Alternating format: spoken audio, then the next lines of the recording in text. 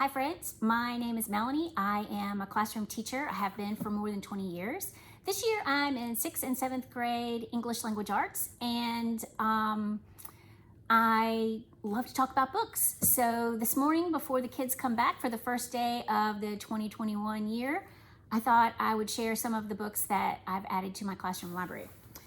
The first one, I read the first 3 of these over Christmas break, and I'm telling you, I'm gonna have to institute some kind of lottery system because I'm going to have kids arguing for this one. They're going to want this. This is a fantastic trilogy.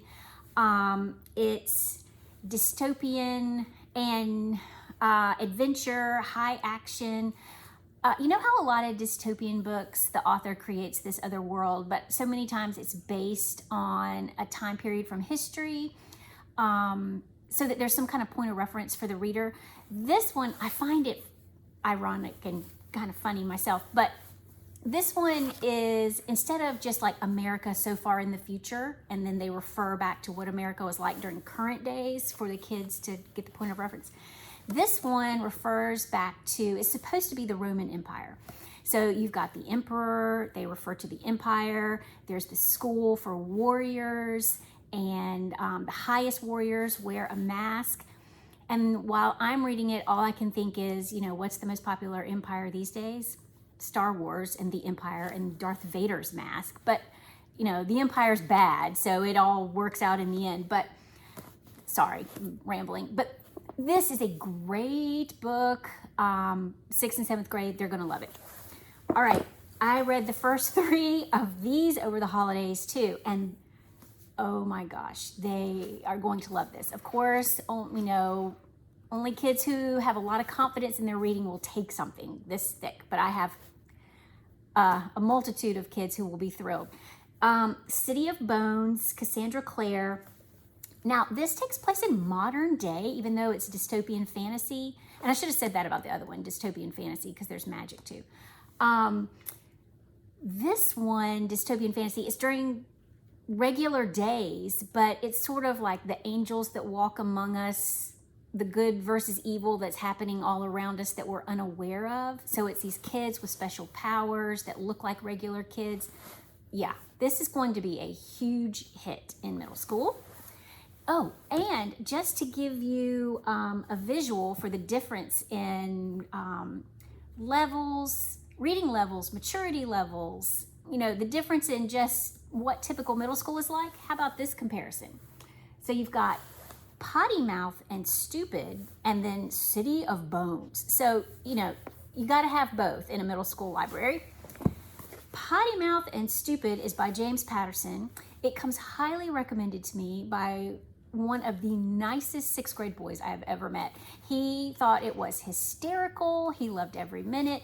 He's not a big reader, but yes, he made it through this book. There are some illustrations, as you can see, to sort of keep that interest going for kids that lack a little motivation with reading. Just 2 best friends and the goofy stuff they get into. A big hit. Now, if you are dealing with someone, a student who is intimidated by reading, maybe struggles a little bit to read, but doesn't want to feel like they're reading a baby book, they want something like content age appropriate, but the vocabulary is not so hard, I'm going to be trying this one, Scary Stories. So it's a collection of short stories, a collection of short, scary stories. So again, the book itself is not very long, and then within the book there are several short stories, and it's not a mystery, so the reader doesn't have to keep all of the clues straight and what was a red herring, what wasn't. And, you know, I'm hoping it's going to be a big hit. I'll let you know. Like I said, the stories are short and scary. How can you go wrong? All right, we're going to try that.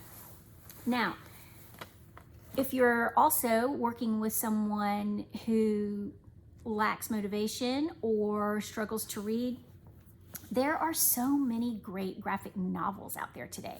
I got the number 8. I needed this one. The number 8 in the Amulet series. I mean, look at this. I have 6th grade boys who gobble this stuff up. I had one that right before Christmas break, I had to order, I think 6 and 7. And so I know when he comes in today, he's going to be ready for this. Now here's one I haven't tried before, the Avatar graphic novel series, The Last Airbender, The Search Part 1. Again, I haven't had this in my library before. We're just gonna, but it looks so similar to Amulet, I figured, well, maybe this will work too. So I'm hoping to inspire some of my more reluctant readers with this book. All right, and the last one I'll talk to you about today is by Laura Ruby. It's called York. This is a mystery.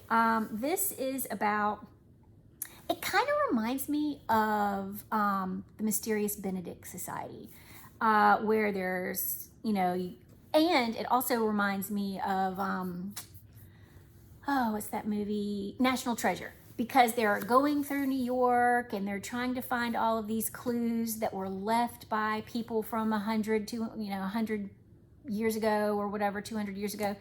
And they're going in all these old buildings, and it's this brother-sister pair, and they're trying to solve this mystery to save the apartment building that they live in from being torn down for new parking garage or something like that. But again, it's a good mystery. It's a page turner and a lot of historical reference. So kids who like that or have background knowledge about New York during the days of the Revolutionary War even will really like this book. All right. Oh, wait, one more.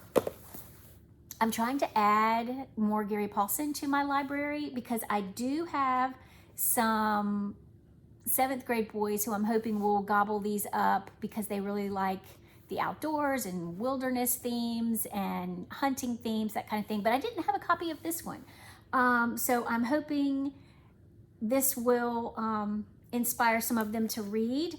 14-year-old Francis Tuckett is heading west on the Oregon Trail with his family by wagon train when he receives a rifle for his birthday. He is thrilled, so you can see why I'm hoping this will be a big hit.